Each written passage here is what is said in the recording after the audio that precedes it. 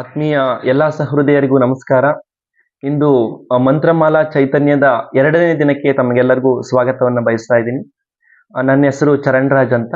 ಇವತ್ತು ನಾನು ಆಯ್ಕೆ ಮಾಡ್ಕೊಂಡಿರುವಂತ ಟಾಪಿಕ್ PPT-ಅಲ್ಲಿ ನಿಮಗೆಲ್ಲರಿಗೂ ಕಾಣಿಸ್ತಾ ಇದೆ. There is no path to happiness, happiness is the path ಅಂತ.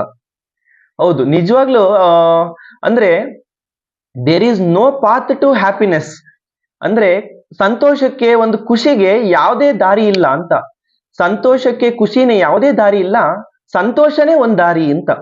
ಇವತ್ತು ಜಗತ್ತಲ್ಲೆಲ್ಲ ಹೆಂಗ್ ಅಂದ್ಕೊಂಡ್ಬಿಟ್ಟಿದಾರಪ್ಪ ಅಂತಂದ್ರೆ, ನಾವು ಈ ಒಂದು ಕೆಲಸ ಮಾಡಿದ್ರೆ ಅಥವಾ ಈ ಒಂದು ಇಷ್ಟವಾದ ತಿಂಡಿ ತಿನಿಸನ್ ತಿಂದ್ರೆ ನಮಗೆ ಖುಷಿ ಆಗತ್ತೆ, ಒಂದು ಸಂತೋಷ ಆಗತ್ತೆ, ಈ ರೀತಿ ಅಂದ್ಕೊಂಡ್ಬಿಟ್ಟಿದ್ದಾರೆ. ಆದ್ರೆ ನಿಜವಾದ ಸಂತೋಷ ಅಂದ್ರೆ ಏನು, ನಿಜವಾಗ್ಲೂ ಹ್ಯಾಪಿನೆಸ್ ಅಂದ್ರೆ ಏನು ಅನ್ನುವಂಥದ್ದು ಈ ಒಂದು ಕೋಟಲ್ಲಿ ತುಂಬಾ ಚೆನ್ನಾಗಿ ಕಾಣ್ತಾ ಇದೆ. ನಾನು ಹೇಳ್ತೀನಿ ಈ ಕೋಟನ್ನು ಎಲ್ಲಿಂದ ತಗೊಂಡೆ, ನಾನು ಎಲ್ಲಿ ಇತ್ತು ಇದು ಅಂತ ಹೇಳ್ತೀನಿ ಕೊನೆಗೆ. ನಾವು ನೆಕ್ಸ್ಟ್ ಸ್ಲೈಡ್ ಅಲ್ಲಿ ನೋಡ್ತಾ ಇರ್ಬೋದು, ಒಬ್ಬ ವ್ಯಕ್ತಿ ಹಣವನ್ನ ಕೊಡ್ತಾ ಇದ್ದಾನೆ. ಇದ್ರಲ್ಲಿ ನಮಗೆ ಜಗತ್ತು ಹೆಂಗ್ ಓಡ್ತಾ ಇದೆ ಅಂತಂದ್ರೆ ದುಡ್ಡಿನಿಂದ ಓಡ್ತಾ ಇದ್ದಾರೆ. ಎಷ್ಟು ದುಡ್ಡು ಮಾಡ್ಬೇಕು, ದುಡ್ಡು ಮಾಡ್ಬೇಕು, ದುಡ್ಡು ಮಾಡ್ಬೇಕು, ದುಡ್ಡಿನಿಂದ ಓಡ್ತಾ ಇದ್ದಾರೆ ಜನಗಳೆಲ್ಲರೂ.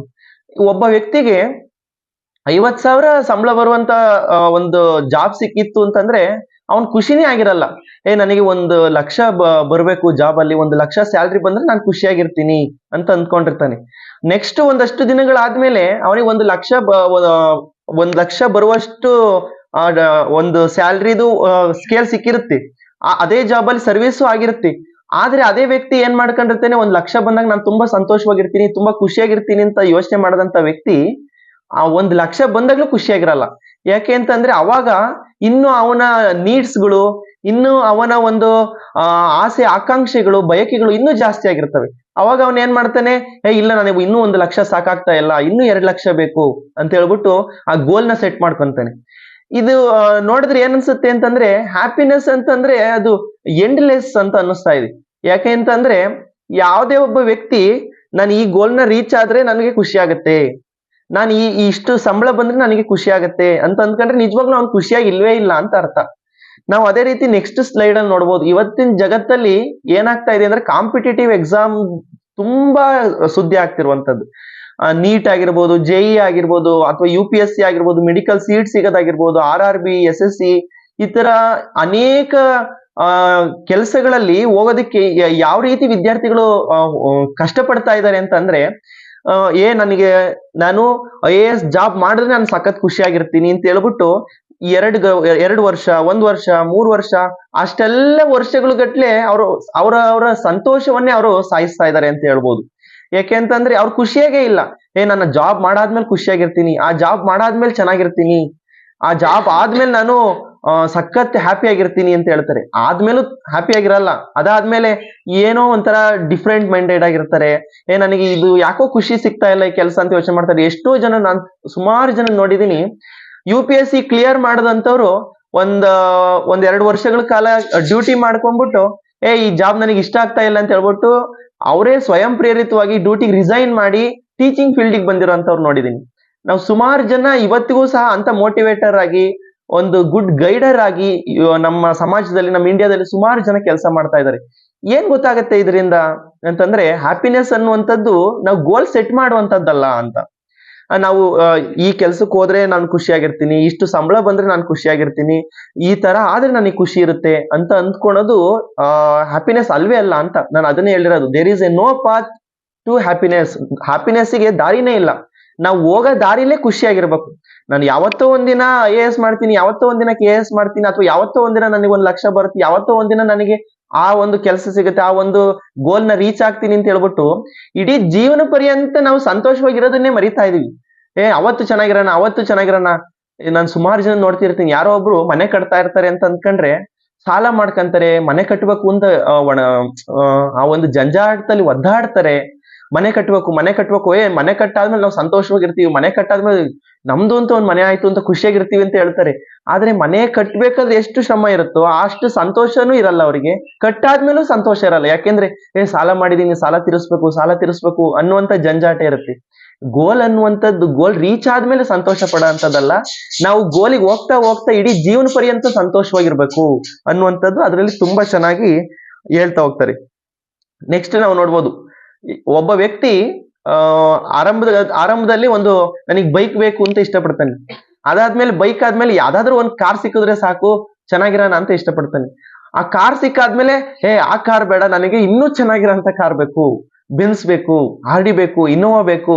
ಆ ಕಾರಲ್ಲಿ ಆ ಕಾರಲ್ಲಿ ಸಹ ಹೈ ಲೆವೆಲ್ ಆದ ಕಾರುಗಳನ್ನ ಬೇಕು ಬೇಕು ಅಂತ ಬಯಸ್ತಾ ಹೋಗ್ತಾನೆ. ಹಿಂಗೆ ಮನುಷ್ಯ ಬೇಕು ಬೇಕು ಅಂತ ಕೇಳೋದ್ರಿಂದನೇ ಕೆಲವರು ಬೇಕೂಪ ಅಂತ ಅಂದಿದ್ದಾರೆ ಅಂತ ಅನ್ಸುತ್ತೆ. ಹಂಗೆ ನಮ್ಮ ಆಸೆಗಳು ಬಯಕೆಗಳು ಯಾವತ್ತೂ ಎಂಡ್ಲೆಸ್, ಅವು ಕೊನೆಯಾಗಲ್ಲ. ಅದು ಇದ್ದಿದ್ರಲ್ಲೇ ಖುಷಿ ಪಡುವಂತ ಒಂದು ಮನೋಭಾವನೆ ಇದೆಯಲ್ಲ, ಅದು ಒಂದು ನಮ್ ಇಡೀ ಜೀವನವನ್ನ ಉಲ್ಲಾಸಕರವಾಗಿ ಸಂತೋಷಮಯವಾಗಿ ಇರೋ ತರ ಮಾಡುತ್ತೆ. ಅದೇ ರೀತಿ ನೆಕ್ಸ್ಟ್ ಸ್ಲೈಡ್ ಅಲ್ಲಿ ನೋಡ್ತಾ ಇದ್ರು, ಒಂದ್ ಕಡೆ ನಾನು ಶೂದು ಚಿತ್ರ ಹಾಕಿದೀನಿ, ಇನ್ನೊಂದ್ ಕಡೆ ಮಕ್ಳ ಚಿತ್ರ ಹಾಕಿದೀನಿ. ನಾನ್ ಒಂದ್ ಅಂಗಡಿಗೆ ಹೋಗಿದ್ದೆ ತಿಪ್ಟೂರಲ್ಲಿ ಒಂದ್ ಅಂಗಡಿಗೆ ಹೋದಾಗ ಅಲ್ಲಿ ಮಕ್ಳು ಶೂನ ಪರ್ಚೇಸ್ ಮಾಡ್ತಾ ಇದ್ರು. ಮಕ್ಳು ಅಂದ್ರೆ ತುಂಬಾ ದೊಡ್ಡ ಮಕ್ಳು ಏನಲ್ಲ, PUC ಓದ್ತಾ ಇರುವಂತ ಮಕ್ಳು.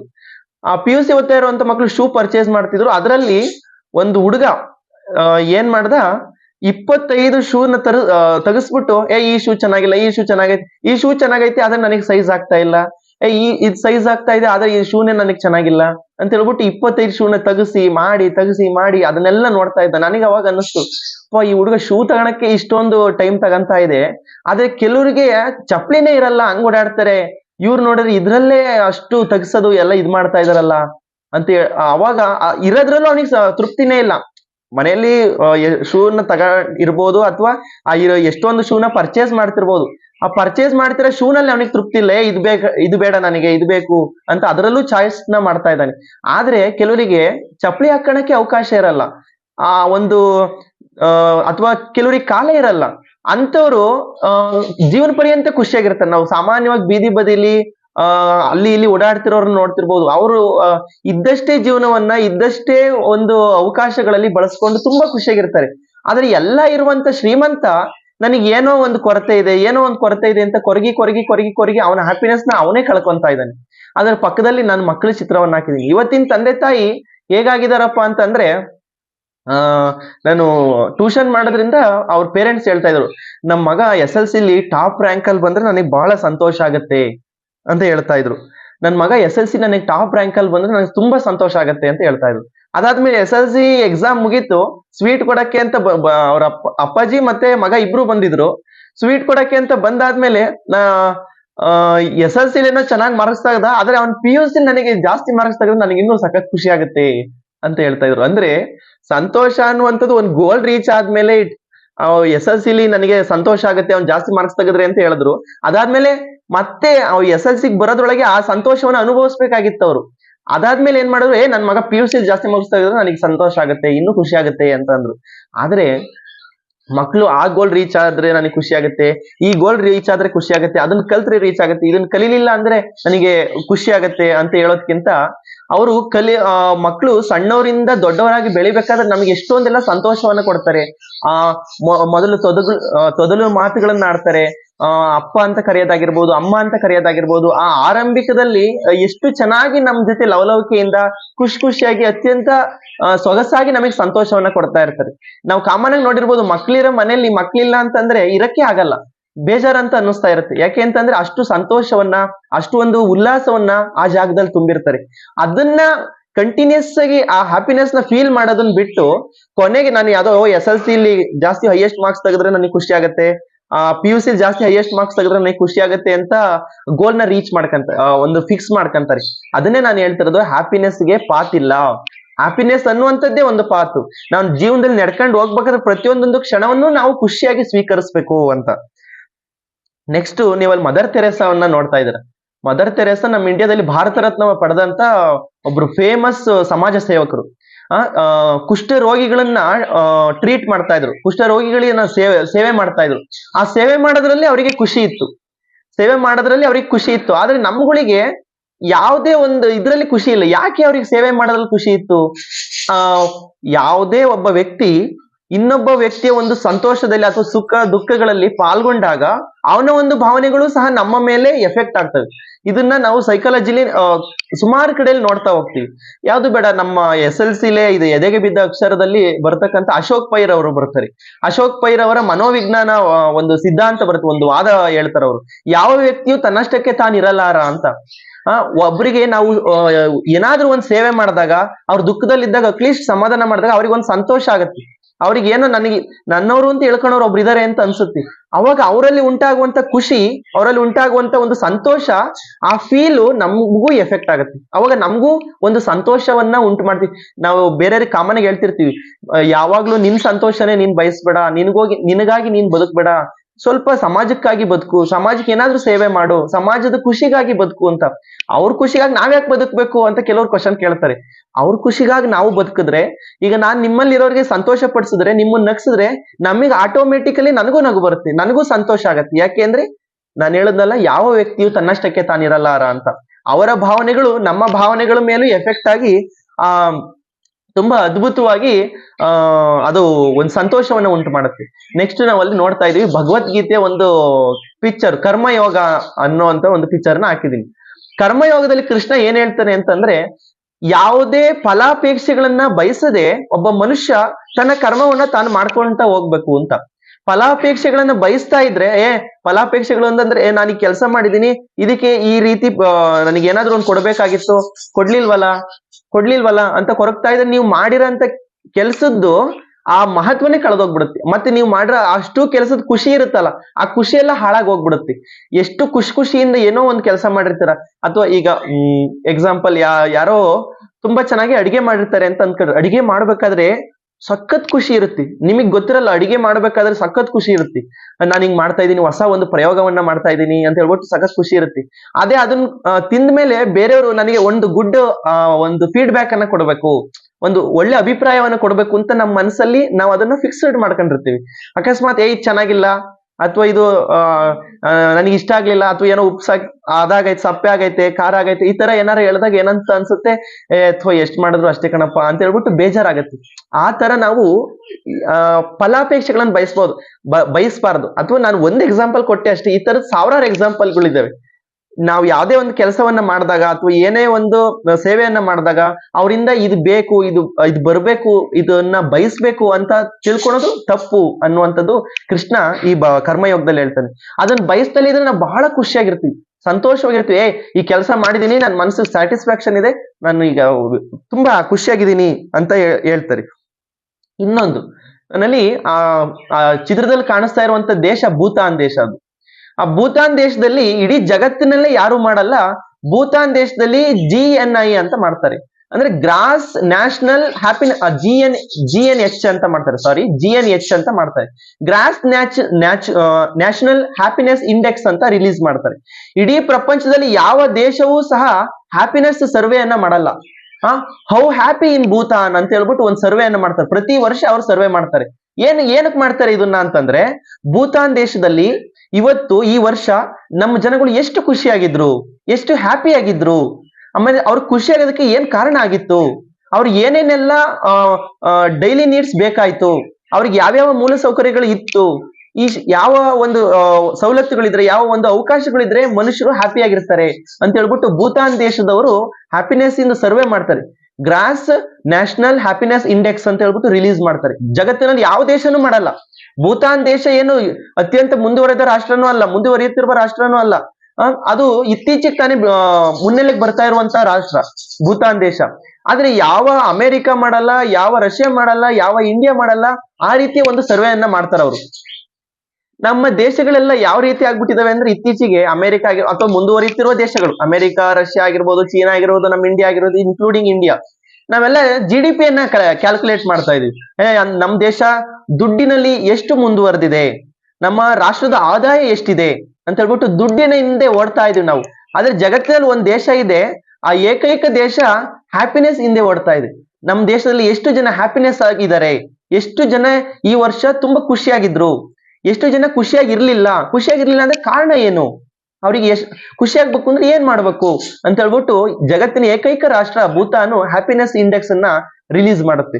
ನೋಡ್ರಿ ಇದನ್ನ ನೋಡಿದಾಗ ನಮಗೆ ಅನ್ಸುತ್ತೆ, ನಾವು ಯಾಕೆ ನಮ್ಮ ದೇಶದಲ್ಲಿ ಯಾಕೆ ಈ ತರ ಒಂದಷ್ಟು ಬದಲಾವಣೆಗಳನ್ನ ಅಳವಡಿಸ್ಕೋಬಾರ್ದು, ಈ ರೀತಿ ಇದನ್ನ ಬೇರೆ ಯಾವ್ದೋ ಒಂದು ಸಾರ್ವಜನಿಕ ಸಂಸ್ಥೆನ ಏನೋ ಮಾಡಲ್ಲ, ರಿಲೀಸ್ ಮಾಡಲ್ಲ, ಸ್ವತಃ ಗೌರ್ಮೆಂಟ್ ಆಫ್ ಭೂತಾನೇ ಇದನ್ನ ರಿಲೀಸ್ ಮಾಡುವಂತದ್ದು. ಆ ನಾವು ನಾವು ನೆಕ್ಸ್ಟ್ ಸ್ಲೈಡ್ ನಲ್ಲಿ ನೋಡ್ತಾ ಇರ್ಬೋದು, ಅಲ್ಲಿ ಒಂದು ಪಿಕ್ಚರ್ ಕಾಣಿಸ್ತಾ ಇದೆ. ಈ ಪಿಕ್ಚರ್ಗೆ ಪುಲ್ಸರ್ ಅವಾರ್ಡ್ ಬಂದಿದೆ. ಪುಲ್ಸರ್ ಅವಾರ್ಡ್ ಅಂತಂದ್ರೆ ಜಗತ್ತಿನಲ್ಲಿ ಅತ್ಯಂತ ಸುಂದರವಾಗಿರ್ತಕ್ಕಂಥ, ಅತ್ಯಂತ ಮೊರಾಲಿಟಿ ಇರ್ತಕ್ಕಂಥ ಒಂದು ಫೋಟೋಗೆ ಅವಾರ್ಡ್ಸ್ ಕೊಡ್ತಾರೆ. ಇಡೀ ವರ್ಲ್ಡ್ ಅಲ್ಲೇ ಕೊಡುವಂತ ಅವಾರ್ಡ್ಸ್ ಇದು ಪುಲ್ಸರ್ ಅವಾರ್ಡ್ ಅಂತ ಹೇಳ್ಬಿಟ್ಟು. ಅಂದ್ರೆ ಅತ್ಯಂತ ಸುಂದರವಾದ ಫೋಟೋ ಆಗಿರ್ಬೇಕು, ಅದ್ರಲ್ಲಿ ಏನಾದ್ರು ಒಂದು ಮೊರಾಲಿಟೀಸ್ ಇರಬೇಕು, ಯಾವ ಫೋಟೋ ಒಂದು ಸಾಮಾಜಿಕ ಕಳಕಳಿಯನ್ನ ಹೊಂದಿರುತ್ತೆ ಅಂತ ಫೋಟೋಗೆ ಪ್ರಶಸ್ತಿಯನ್ನ ಕೊಡ್ತಾರೆ. ನೀವು ಅಲ್ಲಿ ಕವಿ ಹೆಸರು, ಆ ಪಿಕ್ಚರ್ ಅನ್ನ ತೆಗ್ದಿರುವಂತ ವ್ಯಕ್ತಿ ಹೆಸರನ್ನು ನಾನು ಅಲ್ಲಿ ಹಾಕಿದ್ದೀನಿ, ಕೆವಿನ್ ಕಾರ್ಟರ್ ಅಂತ ಹೇಳ್ಬಿಟ್ಟು. ಆ ಕೆವಿನ್ ಕಾರ್ಟರ್ ಅವರು 1993 ನಲ್ಲಿ, ಅಂದ್ರೆ 1993ರಲ್ಲಿ ಆಫ್ರಿಕಾಗೆ ಹೋಗಿರ್ತಾರೆ. ಆಫ್ರಿಕಾದಲ್ಲಿ ಆಗ ತುಂಬಾ ಬಡತನ ಇರುತ್ತೆ, ನೈಜೀರಿಯಾದಲ್ಲಿ ಹೋಗಿರ್ತಾರೆ. ಆ ನೈಜೀರಿಯಾದಲ್ಲಿ ಒಂದು ಸಾಮಾಜಿಕ ಕಳಕಳಿಯನ್ನು ಒಳಗೊಂಡಂತೆ ಏನಾದ್ರೂ ಒಂದು ಫೋಟೋ ತೆಗಿಬೇಕು ಅಂತ ಹೋಗಿರ್ತಾರೆ. ಆ ಫೋಟೋ ತೆಗಿಬೇಕು ಅಂತ ಹೋದಾಗ ಇದೇ ಫೋಟೋಗೆ ಅವಾರ್ಡ್ ಬಂದಿರುವಂತದ್ದು. ಇದೇ ಫೋಟೋನ ತೆಗಿಬೇಕು ಅಂತ ಹೇಳ್ಬಿಟ್ಟು ಅವರು 12 ಗಂಟೆ ಕಾತ್ಕೊಂಡ್ ಕೂತಿದ್ರಂತೆ. 12 ಗಂಟೆ ಕಾಯ್ಕೊಂಡು ಕೂತಿದ್ರಂತೆ. ಯಾಕೆ ಇದನ್ನೇ ಫೋಟೋ ತೆಗಿಬೇಕು ಅಂತ ಕೂತಿದ್ರು ಅಂದ್ರೆ, ನಾವು ಅಲ್ಲಿ ವಲ್ಚರ್ ನ ನೋಡ್ತಾ ಇದೀವಿ. ವಲ್ಚರ್ ಅಂದ್ರೆ ರಣಹದ್ದನ್ನ ನೋಡ್ತಾ ಇದೀವಿ. ಇಲ್ಲಿ ಒಂದು ಹೆಣ್ಮಗು ಹುಡುಗಿ ಹೊಟ್ಟೆ ಹಸಿವಿನಿಂದ ಯುನೈಟೆಡ್ ನೇಷನ್ ಅವರು, ವಿಶ್ವಸಂಸ್ಥೆಯವರು ಒಂದು ಗಂಜಿ ಕೇಂದ್ರವನ್ನ ತೆರೆದಿರ್ತಾರೆ. ಆ ಗಂಜಿ ಕೇಂದ್ರದ ಕಡೆ ಹೋಗ್ಲಾರ್ದಲೇನೆ ಬಿಸಿಲಿಗೆ ನೋಡ್ತಾ ಇರ್ಬೋದು, ಊಟ ಇಲ್ದಲೆ ಬಾಡಿ ಅದೇ ಆ ಶರೀರ ಯಾವ ರೀತಿ ಆಗೋಗಿದೆ ಅಂತ. ಊಟ ಇಲ್ದಲೆ, ನಡೆಯೋದಕ್ಕೆ ಶಕ್ತಿ ಇಲ್ದಲೆ ಆ ಮಗು ಅಲ್ಲೇ ಬಿದ್ದು ಸಾಯೋ ಸ್ಟೇಜಿಗೆ ಬಂದಿದೆ. ಆ ಹದ್ದು ಕಾಯ್ತಾ ಇದೆ, ಆ ಹುಡುಗಿ ಯಾವಾಗ ಸಾಯುತ್ತೆ, ಸತ್ಮೇಲೆ ನಾನು ಆ ಹುಡುಗಿಯನ್ನ ಒಂದು ಮಾಂಸವನ್ನ ತಿನ್ಬೇಕು ಅಂತ ಹೇಳ್ಬಿಟ್ಟು ಆ ರಣಹದ್ದು ಕಾಯ್ತಾ ಇದೆ. ಈ ಒಂದು ಪಿಕ್ಚರ್ ನ ಫೋಟೋ ತೆಗೆದು ಪುಲ್ಸರ್ ಅವಾರ್ಡ್ಗೆ ಸಬ್ಮಿಟ್ ಮಾಡಿದ್ದಕ್ಕೆ ಅವ್ರಿಗೆ ಫಸ್ಟ್ ಪ್ರೈಸ್ ಅವಾರ್ಡ್ ಬರುತ್ತೆ. ಅವ್ರಿಗೆ ಅವಾರ್ಡ್ ಏನೋ ಬರುತ್ತೆ. ಈ ಅವಾರ್ಡ್ ಬಂದಾದ್ಮೇಲೆ ಈ ಫೋಟೋ ಮೇಲೆ ಅನೇಕ ಜನ ರಿಪೋರ್ಟರ್ಸ್ ಎಲ್ಲ ಫೋನ್ ಮಾಡ್ಲಿಕ್ಕೆ ಶುರು ಮಾಡ್ತಾರೆ. ಅವ್ರು ಒಂದಿನ ಕಾರಲ್ಲಿ ಹೋಗ್ತಾ ಇರ್ಬೇಕಾದ್ರೆ ಫೋನ್ ಬರುತ್ತೆ, ನೀವು ಈ ಫೋಟೋ ತೆಗ್ದಿದ್ದೀರಲ್ಲ, ಆ ಹುಡುಗಿ ಕತೆ ಏನಾಯ್ತು, ಆ ಹುಡುಗಿ ಗಂಜಿ ಕೇಂದ್ರಕ್ಕೆ ಹೋಯ್ತಾ, ಅಥವಾ ಆ ಹುಡುಗಿ ಡೆತ್ ಆಯ್ತಾ, ಏನಾಯ್ತು ಅಂತ ಕೇಳ್ತಾರೆ ಫೋನ್ ಮಾಡಿ. ಅವಾಗ ಎಲ್ಲೋ ಒಂದ್ ಕಡೆ ಕೆಲ್ವಿನ್ ಕಾರ್ಟರಿಗೆ ಹಂಗಂತ ಅನ್ಸುತ್ತೆ, ಹೌದಲ್ವಾ, ನಾನು ಆ ಫೋಟೋ ತೆಗಿಯೋದಕ್ಕೆ ಅಂತ ಹೇಳ್ಬಿಟ್ಟು ಅಷ್ಟೊತ್ತು ಕಾಯ್ಕೊಂಡ್ ಕೂತಿದ್ದೆ, ಅದ್ರ ಬದಲು ನಾನು ಆ ಹುಡುಗಿನ ಸೇವ್ ಮಾಡಿದಿದ್ರೆ ಎಂತ ಕೆಲಸ ಮಾಡ್ಬಿಟ್ಟೆ ಅಂತ ಅನ್ಸ್ಬಿಡುತ್ತೆ ಅವ್ರಿಗೆ. ಹಂಗನ್ಸಿ ಅದೇ ಮನಸ್ಸಲ್ಲಿ ಇಟ್ಕೊಂಡು ಕೊರಗಿ ನೆಕ್ಸ್ಟ್ 1 ವರ್ಷಕ್ಕೆ ಅವ್ರು ಸತ್ತೋಗ್ಬಿಡ್ತಾರೆ. ನೋಡಿ, ಜಗತ್ತಿನಲ್ಲಿ ಫೋಟೋಗ್ರಾಫರ್ ಅಲ್ಲಿ ಅತ್ಯಂತ ಬೆಸ್ಟ್ ಫೋಟೋಗ್ರಾಫರ್ ಅಂತ ಅವಾರ್ಡ್ ಕೊಡುವಂತದ್ದು, ಅದು ಬೆಸ್ಟ್ ಫೋಟೋಸ್ ಅಂತ ಹೇಳ್ಬಿಟ್ಟು. ಅಂತ ಅವಾರ್ಡ್ ಪಡೆದಂತ ಕೆವಿನ್ ಕಾರ್ಟರ್ 1 ವರ್ಷದಲ್ಲಿ ಸತ್ತೋಗ್ಬಿಡ್ತಾರೆ. ಯಾಕೆ ಅಂತ ರೀಸನ್ ಅವರೇ ಹೇಳ್ತಾರೆ. ನಾನು ಅದೊಂದು ಪ್ರಶಸ್ತಿಗೋಸ್ಕರ ಇಡೀ ದಿನವೆಲ್ಲ ಕಾಯ್ಕೊಂಡು ಕೂತಿದ್ದೆ, ಅಥವಾ ಇಡೀ ನನ್ನ ಲೈಫ್ನೇ ಆ ಒಂದು ಪ್ರಶಸ್ತಿಯನ್ನ ಪಡಿಬೇಕು ಅಂತ ನನ್ನ ಹ್ಯಾಪಿನೆಸ್ ನ ನಾನೇ ಕಿಲ್ ಮಾಡಿದ್ದೆ, ನಾನೇ ನನ್ನ ಹ್ಯಾಪಿನೆಸ್ ನ ಸಾಯಿಸಿದ್ದೆ. ಆದ್ರೆ ನಾನು ಆ ಹುಡುಗಿನ ಬದುಕಿಸಿದ್ರೆ ಅದನ್ನ ಯಾರು ನೋಡ್ತಿರ್ಲಿಲ್ಲ. ಆ ಹುಡುಗಿನ ಕರ್ಕೊಂಡೋಗಿ ಗಂಜಿ ಕೇಂದ್ರಕ್ಕೆ ಬಿಟ್ಟು ಅಟ್ಲೀಸ್ಟ್ ಒಂದ್ ಸ್ವಲ್ಪ ತಿನ್ನೋ ತರ ಏನಾದ್ರು ಮಾಡಿದಿದ್ರೆ ಯಾರು ನೋಡ್ತಿರ್ಲಿಲ್ಲ. ಆದ್ರೆ ನಮ್ಮ ಮನ್ಸಿಗದು ನಮ್ಮ ಒಂದು ಆತ್ಮಕ್ಕೆ ಒಂಥರ ಸ್ಯಾಟಿಸ್ಫ್ಯಾಕ್ಷನ್ ಇರ್ತಿತ್ತು, ಒಂಥರ ತೃಪ್ತಿ ಇರ್ತಿತ್ತು. ಆ ಕೊಟ್ಟಂತ ತೃಪ್ತಿ, ಆ ಕೊಟ್ಟಂತ ಸಂತೋಷ ನಮಗೆ ಆ ಪ್ರಶಸ್ತಿ ಬಂದಾಗ ಒಂದು ಕ್ಷಣಕಾಲ ಇರ್ಬೋದು, ಆದ್ರೆ ಇಡೀ ಜೀವನ ಪರ್ಯಂತ ನಮಗೆ ನಾನು ಈ ತರ ಒಂದು ಒಳ್ಳೆ ಕೆಲಸ ಮಾಡದ್ನಪ್ಪ ಅಂತ ಹೇಳ್ಬಿಟ್ಟು ನಮ್ಮ ಮನ್ಸಿಗೆ ಒಂಥರ ಖುಷಿ ಇರ್ತಿತ್ತು. ಈ ತರ ನಾವ್ ಯಾರೇ ಆಗ್ಲಿ ಕಷ್ಟ ಕಾಲದಲ್ಲಿದ್ದಾಗ ಸಹಾಯ ಮಾಡಿದ್ರೆ, ಈ ನಾವು ನಮಗ್ ಟೈಮ್ ಆಗಿದೆ ಅಂತನೋ ಅಥವಾ ಏನೋ ನಮ್ ಕೆಲಸ ಇದೆ ಅಂತನೋ ಬಿಟ್ಟು ಹೋಗೋದಕ್ಕಿಂತ ಅಟ್ಲೀಸ್ಟ್ ಏನೋ ಒಂದು ನಮ್ಮ ಮನಸ್ಸಲ್ಲಿ ಆ ಒಂದು ತಾದಾತ್ಮತೆ ಬಂದ್ರೆ ನಾವು ಎಷ್ಟೋ 1000 ಪಟ್ಟು ನಾವು ಉನ್ನತ ಮನುಷ್ಯರಾಗೋದಕ್ಕೆ, ಒಳ್ಳೆ ಉತ್ತಮ ಮನುಷ್ಯರಾಗೋದಕ್ಕೆ ಆ ದಾರಿಲಿ ಇದೀವಿ ಅಂತ ಹೇಳಲಿಕ್ಕೆ ಇಷ್ಟಪಡ್ತೀನಿ. ನೆಕ್ಸ್ಟ್ ಗಾಂಧೀಜಿಯವರು ಒಂದು ಮಾತು ಹೇಳ್ತಾರೆ, ಮಹಾತ್ಮ ಗಾಂಧೀಜಿಯವರು, happiness is when what you think ಅಂತ. ಹ್ಯಾಪಿನೆಸ್ ಅನ್ನುವಂತ ನಾವ್ ಯೋಚನೆ ಮಾಡ್ತೀವಪ್ಪ, ಮತ್ತೆ what you say and what you do are in harmony ಅಂತ ಕೇಳಿದಾರೆ. ಅಂದ್ರೆ ಅವರ ಒಂದು ಕೋಟ್ ಇದು. ನಾವ್ ಏನನ್ನ ಯೋಚನೆ ಮಾಡ್ತೀವಿ, ನಾನು ಏನನ್ನ ಥಿಂಕ್ ಮಾಡ್ತೀನಿ, ನಾನು ಏನನ್ನ ಮಾತಾಡ್ತೀನಿ, ಇದೆಲ್ಲರ ಸಾಮರಸ್ಯನೇ ಒಂದು ಸಂತೋಷ. ಇದೆಲ್ಲರ ಒಟ್ಟುಗೂಡಿ ನಾವು ಎಷ್ಟು ಸೊಗಸಾಗಿ ಇರ್ತೀವಿ, ನಮ್ಮ ಜೀವನವನ್ನ ಪ್ರತಿಯೊಂದೊಂದು ಕ್ಷಣನೂ ಅದ್ಭುತ. ಅಮೋಘವಾದದ್ದು. ಅದನ್ನ ಸಂತೋಷದಿಂದ ಅನುಭವಿಸ್ಬೇಕು. ಅದನ್ನ ಬಿಟ್ಟು ಕೊರಗಿ ನಾನು ಆ ಒಂದು ಗೋಲ್ನ ರೀಚ್ ಆಗ್ಬೇಕು, ಆ ಒಂದು ದಾರಿಯನ್ನ ರೀಚ್ ಆದ್ಮೇಲೆ ನಾನು ಸಂತೋಷವಾಗಿರ್ತೀನಿ, ಆ ಊರಿಗೆ ಹೋದ್ಮೇಲೆ ಸಂತೋಷವಾಗಿರ್ತೀನಿ, ಈ ಒಂದು ಕೆಲಸ ಮಾಡಿದ್ರೆ ಸಂತೋಷವಾಗಿರ್ತೀನಿ ಅಂತ ಯೋಚನೆ ಮಾಡೋದ್ಕಿಂತ ಇಡೀ ಜೀವನ ಪರ್ಯಂತ ನಾವು ಖುಷಿಯಾಗಿರೋಣ ಅಂತ ಹೇಳ್ಬಿಟ್ಟು ಲೈಫ್ ನ ಎಂಜಾಯ್ ಮಾಡೋದಿದೆಯಲ್ಲ, ಅದು ಎಲ್ಲ ನಾವು ಮಾಡ್ಬೇಕಾಗಿರುವಂತದ್ದು ಅಂತ ಹೇಳಿಕ್ಕೆ ಇಷ್ಟಪಡ್ತೀನಿ. ನೆಕ್ಸ್ಟ್ ಆಲ್ಬರ್ಟ್ ಸ್ವಿಜರ್ ಅವ್ರು ಹೇಳ್ತಾರೆ, success is not the key to happiness. Success ಅನ್ನುವಂಥದ್ದು not the key to happiness, ಅಂದ್ರೆ ಅದು ಸಂತೋಷದ ಒಂದು ದಾರಿ ಅಲ್ಲ. Happiness is the key to success. ನಾವು ಜೀವನ ಪರ್ಯಂತ ಸಂತೋಷವಾಗಿದ್ರೆ ನಮಗೆ ಸಕ್ಸಸ್ ಸಿಕ್ಕೇ ಸಿಗುತ್ತೆ. ಯಾವತ್ತೋ ಒಂದ್ ದಿವಸ ಸಕ್ಸಸ್ ಆಗುತ್ತೆ ಅಂತ ಹೇಳ್ಬಿಟ್ಟು ಇವತ್ತು ನಾವು ನಗದನ್ನ ನಿಲ್ಲಿಸಬಾರ್ದು. ಯಾವತ್ತೋ ಒಂದಿನ ಸಕ್ಸಸ್ ಆಗುತ್ತೆ ಅವತ್ತು ನಾವು ನಗನ ಅಂತ ಇರಬಾರ್ದು. ಜೀವನ ಪರ್ಯಂತ ಸಂತೋಷವಾಗಿದ್ರೆ ಸಕ್ಸಸ್ ಆಟೋಮೆಟಿಕಲಿ ಸಿಗುತ್ತೆ. ಯಾಕೆ ಅಂತಂದ್ರೆ ನಮ್ಮ ಮೈಂಡ್ ಅಲ್ಲಿ ಡೋಪಮೈನ್ ಅನ್ನುವಂತ ಒಂದು ಹಾರ್ಮೋನ್ ರಿಲೀಸ್ ಆಗುತ್ತೆ. ಆ ಡೋಪಮೈನ್ ಹಾರ್ಮೋನ್ ಯಾವಾಗ ರಿಲೀಸ್ ಆಗುತ್ತೆ ಅಂತಂದ್ರೆ ನಮ್ಮ ಮೈಂಡ್ ಅಥವಾ ನಾವ್ ಯಾವಾಗ ತುಂಬಾ ಸಂತೋಷವಾಗಿರ್ತೀವೋ ಅವಾಗ ಆ ಒಂದು ಹಾರ್ಮೋನ್ ರಿಲೀಸ್ ಆಗುತ್ತೆ. ಆ ಹಾರ್ಮೋನ್ ರಿಲೀಸ್ ಆದ್ರೆ ಏನಾಗುತ್ತೆ ಅಂತಂದ್ರೆ ನಾವು ತುಂಬಾ ಸಂತೋಷವಾಗಿರ್ತೀವಿ. ನಮ್ಮ ಡೈಲಿ ಆಕ್ಟಿವಿಟೀಸ್ಗಳು ತುಂಬಾ ಫಾಸ್ಟ್ ಆಗಿ ಮೂವ್ ಆಗ್ತಿರ್ತವೆ, ತುಂಬಾ ಚೆನ್ನಾಗಿ ನಡೀತಾ ಇರ್ತವೆ. ಜೊತೆಯಲ್ಲಿ ಪ್ಲಸ್ ನಾವ್ ಏನ್ ಅನ್ಕೊಂತೀವಿ ಅಂದ್ರೆ ಯಾವ್ದಾದ್ರು ಒಂದು ಗೋಲ್ ಫಿಕ್ಸ್ ಮಾಡ್ತೀವಿ, ನಾನು ಸಂತೋಷದಿಂದ ಈ ಕೆಲಸ ನಾಳೆ ಮಾಡ್ಬೇಕು ಅಂತ ಅಂದ್ಕೊಂಡ್ರೆ ಅದು ಆಟೋಮೆಟಿಕಲಿ ನಿಮಗೆ ಗೊತ್ತಿಲ್ದಂಗೆ ಟೈಮ್ ಶೆಡ್ಯೂಲ್ಸ್ ಫಿಕ್ಸ್ ಆಗಿ ನೀವೇ ಆ ಕೆಲಸವನ್ನ ಮಾಡ್ಲಿಕ್ಕೆ ಶುರು ಮಾಡ್ತೀರ. ಈ ತರ ಮಾಡ್ತಾ ಹೋದಾಗ ನಾವು ಅತ್ಯಂತ ಸಂತೋಷವಾಗಿರ್ಬೋದು ಅಂತ ಹೇಳಿಕ್ಕೆ ಇಷ್ಟಪಡ್ತೀನಿ. ಅದನ್ನೇ ಹೇಳ್ತಾ ಇರೋದವ್ರು, success is not the key to happiness, happiness is the key to success. If you love the what you are doing, ನೀನ್ ಏನ್ ಮಾಡ್ತಾ ಇದೀಯ ಅದನ್ನ ನೀನ್ ಪ್ರೀತಿಸಿ ಅದನ್ನ ಸಂತೋಷದಿಂದ ಮಾಡಿದ್ರೆ ಯು ವಿಲ್ ಬಿ ಸಕ್ಸಸ್ಫುಲ್. ಅವಾಗ ನೀನ್ ಸಕ್ಸಸ್ಫುಲ್ ಆಗ್ತೀಯಾ ಅಂತ ಹೇಳ್ಬಿಟ್ಟು ಒಬ್ರು ಲೇಖಕರು ಹೇಳ್ತಾ ಹೋಗ್ತಾರೆ. ಇನ್ನ ಕೊನೆಯದಾಗಿ, happiness is not something ready to made. ಅಂದ್ರೆ ಮಾಡಿಟ್ಟಾಗ ಅನುಭವಿಸೋದಲ್ಲ ಹ್ಯಾಪಿನೆಸ್ ಅಂತಂದ್ರೆ, ಅಥವಾ ರೆಡಿ ಆಗಿರೋದು ಅಥವಾ ಕೊನೆಗೆ ಸಿಗೋದು ಹ್ಯಾಪಿನೆಸ್ ಅಲ್ಲ. It comes from own action. ನಾವು ಮಾಡುವಂತ ಪ್ರತಿಯೊಂದೊಂದು ಕ್ರಿಯೆನೂ ಸಹ ಅದು ನಮ್ ಜೊತೆಯಲ್ಲಿ ಬರ್ತಾ ಇರ್ಬೇಕು. ಸಂತೋಷ್ ಸರ್ ಹೇಳ್ತಾ ಇರ್ತಾರೆ, ಏನಾದ್ರೂ ಒಂದು ಮನೆಗೆ ಪೇಂಟ್ ಮಾಡಿಸೋದಾಗಿರ್ಬೋದು, ಒಂದು ಏನಾದ್ರೂ ಡೆಕೋರೇಷನ್ ಮಾಡಿಸೋದಾಗಿರ್ಬೋದು, ಅಥವಾ ಏನಾದ್ರೂ ಒಂದು ಫಂಕ್ಷನ್ ರೆಡಿ ಮಾಡೋದಾಗಿರ್ಬೋದು, ಅವರೇ ಬಂದು ರೆಡಿ ಮಾಡ್ಕೊಡ್ತಾರೆ. ಆದ್ರೆ ನಮಗೆ ನಾವು ಫಂಕ್ಷನ್ ರೆಡಿ ಮಾಡಿದ್ವಿ, ನಾವು ಮನೆಗೆ ಪೇಂಟ್ ಮಾಡಿದ್ವಿ, ಅಥವಾ ನಾವು ಈ ಕೆಲಸವನ್ನ ಮಾಡ್ತಾ ಇದೀವಿ, ಒಂದ್ ಗಿಡವನ್ನ ಹಾಕ್ತಾ ಇದೀವಿ, ರೆಡಿಮೇಡ್ ಗಿಡಗಳನ್ನ ತರಬಹುದು.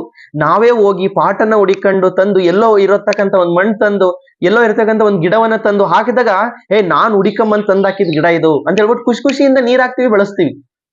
ಅದ್ರಲ್ಲಿರುವಷ್ಟು ಖುಷಿ, ನಾವು ಅದನ್ನ ಹೇಳ್ತಿರೋದು, it comes from own action. ನಮ್ಮ ಪ್ರತಿನಿತ್ಯದ ಜೀವನದಲ್ಲಿ ಬರುತ್ತೆ ಸಂತೋಷ ಅನ್ನುವಂಥದ್ದು, ರೆಡಿಮೇಡ್ ಆಗಿರೋದ್ರಲ್ಲಿ ಸಿಗಲ್ಲ ಅಂತ ಹೇಳ್ಬಿಟ್ಟು ಹೇಳಲಿಕ್ಕೆ ಇಷ್ಟಪಡ್ತೀನಿ. ಕೊನೆಯದಾಗಿ ನಾನು ಒಂದು ವಿಡಿಯೋವನ್ನ ಹಾಕ್ತೀನಿ. ಆ ಒಂದು ವಿಡಿಯೋದಲ್ಲಿ ನಿಮಗೆ ಏನಂತ ಅನ್ಸುತ್ತೆ ಅದನ್ನ ನೋಡಿ ಹೇಳಿ ಅಂತ ಹೇಳಿಕ್ಕೆ ಇಷ್ಟಪಡ್ತೀನಿ.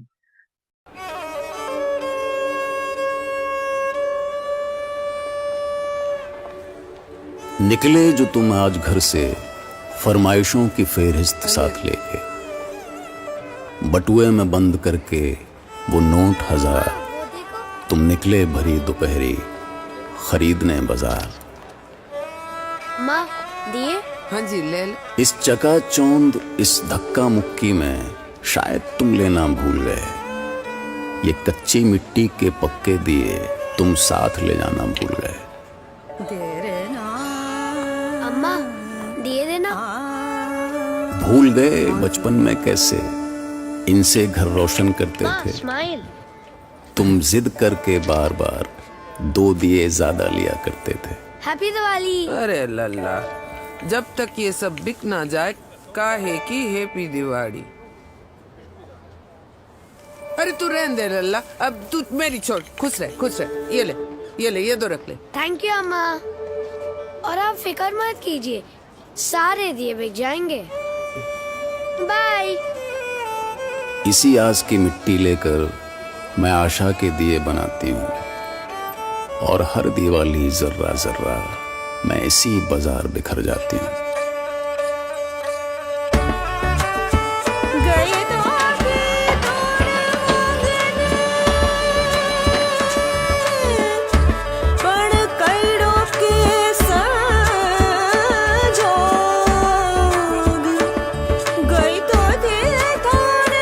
अरसे बाद वो आज फिर यहाँ आया है, सालों बाद उसने इन दियों को गले लगाया है। बुझ गई थी उम्मीद की जो आखिरी मशाल, इस दिवाली किसी ने उस अंधेरे में एक हल्का सा दिया जलाया।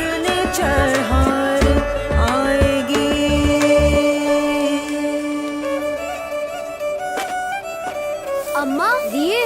अरे अब एक भी दिए ना बच्चे लल्ला। कहा था ना अम्मा, सारे दिए बिक जाएंगे।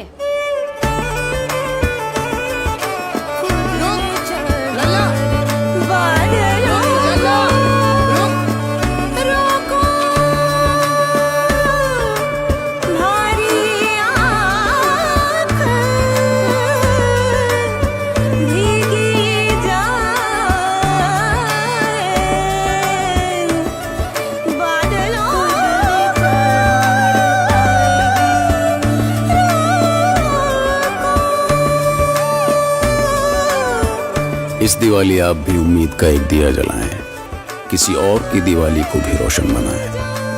हैप्पी दिवाली।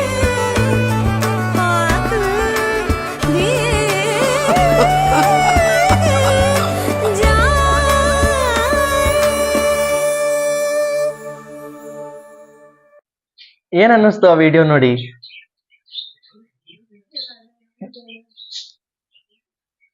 ಅಮ್ಮ ಕಿ ದಿವಾಲಿ ಹ್ಯಾಪಿ ಬನಾದೋ ಅಂತ ಇತ್ತು.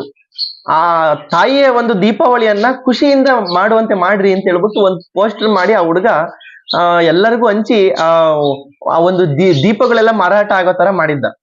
ನೋಡ್ರಿ, ಹಿಂಗೆ ನಾವು ಮತ್ತೊಬ್ರ ಖುಷಿಯಲ್ಲಿ ನಾವು ಭಾಗಿಯಾದಾಗ ನಮ್ಮ ಖುಷಿ ದುಪ್ಪಟ್ಟು ಅದು ಡಬಲ್ ತ್ರಿಬಲ್ ಆಗುತ್ತೆ.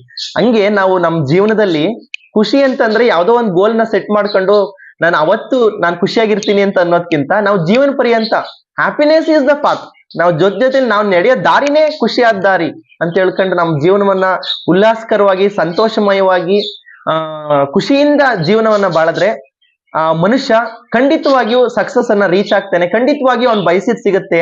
ಜೀವನ ಪರ್ಯಂತ ಖುಷಿಯಾಗಿರಿ, ನಗ್ನಾಗ್ತಾ ಇರಿ, ಮತ್ತೊಬ್ರಿಗೂ ಸಂತೋಷ ಪಡಿಸಿ, ಅವಾಗ ನೀವು ಸಂತೋಷವಾಗಿರ್ತೀರಾ ಅಂತ ಹೇಳ್ತಾ ನನ್ನ 2 ಮಾತುಗಳನ್ನು ಮುಗಿಸ್ತಾ ಇದ್ದೀನಿ. ಧನ್ಯವಾದಗಳು.